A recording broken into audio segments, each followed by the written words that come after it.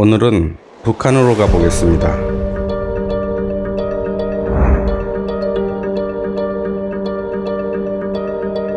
북한 당국이 제일 좋아하는 나라와 제일 싫어하는 나라는 어디일까요?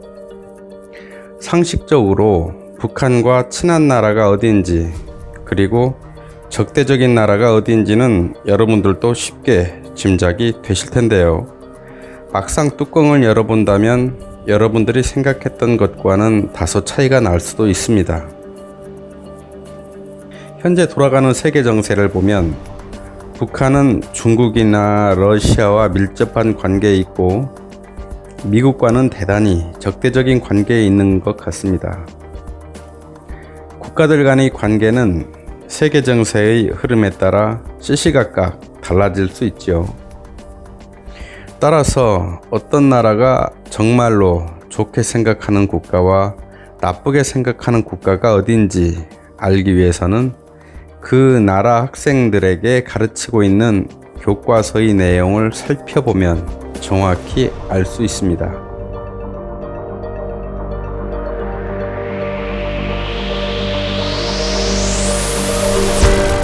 북한에서는 김정은 집권 초기인 2013년에 대대적인 교육과정 개편이 있었습니다.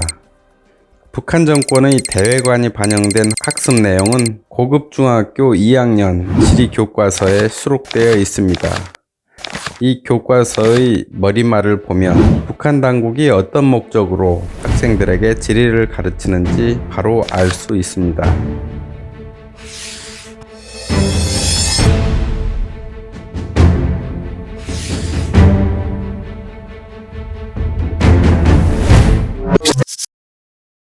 북한의 세계지리 교과서에는 8개 국가가 소개되고 있습니다. 2개국은 그들이 좋아하는 나라로 기술되어 있고 다른 2개국은 경멸하는 나라로 기술되어 있습니다. 그리고 나머지 4개국은 중립적인 관점에서 다루어지고 있습니다. 그렇다면 북한이 제일 좋아하는 나라는 어디일까요? 그것은 바로 쿠바입니다.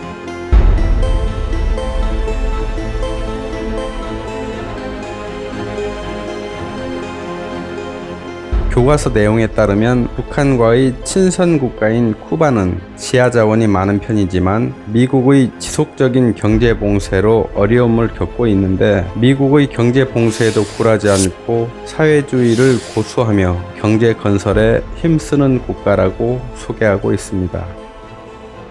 이처럼 북한 당국이 어려운 환경에서도 사회주의를 다그치는 쿠바의 모습을 보여주는 것은 쿠바의 사례를 통해 북한 내부의 결속을 다지기 위한 것으로 해석됩니다.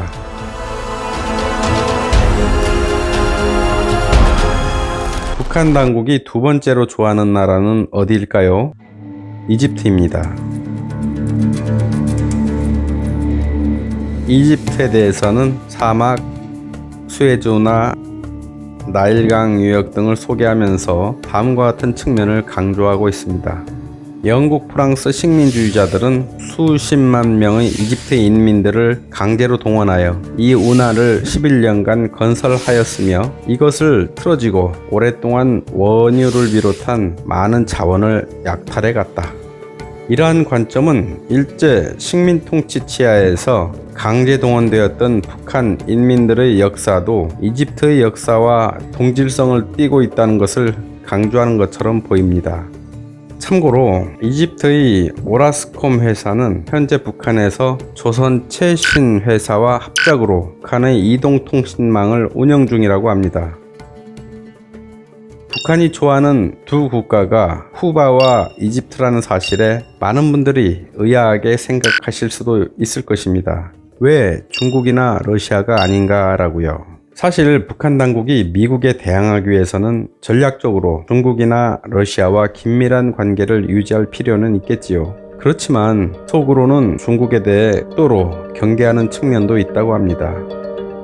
예컨대 추후에 북한에서 급변 사태가 발생할 경우 중국은 북한의 영토를 선점하기 위해 무장된 군대를 중국경지대에 상시 배치하고 있는데요. 북한 당국도 이를 잘 알고 있기 때문입니다.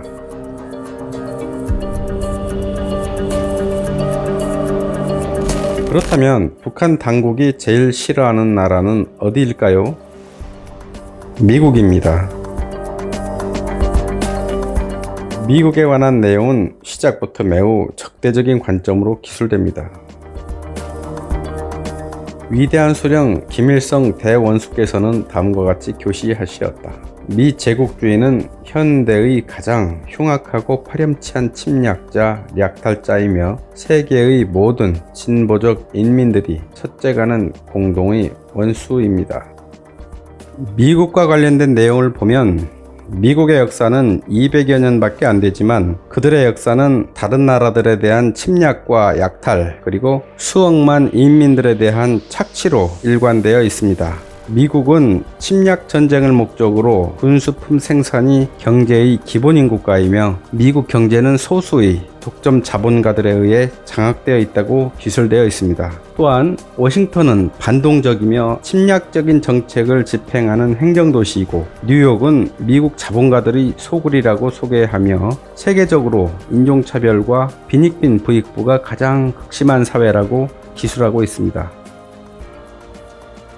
더욱이 미국은 세계적인 이산화탄소 방출국이라는 자료를 제시하며 국제사회에서 환경오염물질을 가장 많이 배출하는 국가로 소개하고 있습니다. 그 밖에도 미국은 전쟁을 목적으로 미사일을 발사하고 핵실험을 하고 항공모함을 동원하는 등 군국주의적 이미지를 강조하고 있습니다. 북한이 싫어하는 두 번째 나라는 어디일까요? 일본입니다. 일본에 대해서는 다음과 같이 기술되어 있습니다. 일본 군국주의자들은 지난날 우리나라를 강점하고 아름답고 풍부한 모든 것을 짓밟고 약탈해 갔으며 우리 인민에게 헤아릴 수 없는 재난과 고통을 들씌운 철천지 원수이다.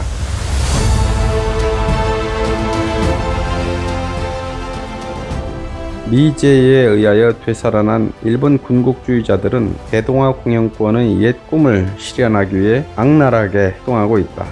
특히 우리나라의 신성한 영토인 독도를 일본 영토라고 파렴치하게 주장하며 독도를 강탈하려고 미쳐 날뛰고 있지만 놈들의 허황된 망상은 절대로 실현될 수 없다.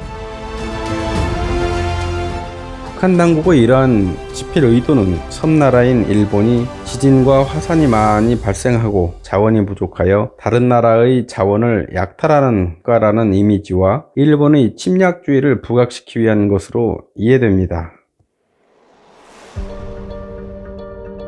그 밖에 러시아, 중국, 프랑스, 브라질에 대해서는 비교적 중립적인 태도를 취하고 있는데요. 중국에 관한 내용이 간략하게 기술된 것은 대단히 흥미로운 대목입니다.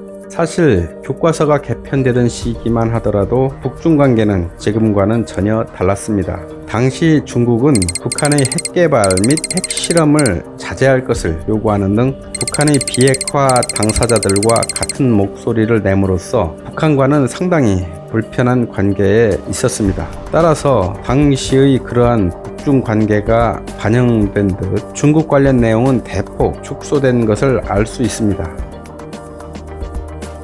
지금까지 살펴본 바와 같이 북한의 세계지리 교과서에 수록된 8개국은 북한과의 관계가 우호적이냐 적대적이냐에 따라 제국주의 또는 친선국가의 관점에서 다뤄지고 있습니다. 북한에 관한 이야기가 어떠셨나요? 재미있으셨나요? 오늘 영상은 여기까지입니다. 시청해주셔서 감사합니다.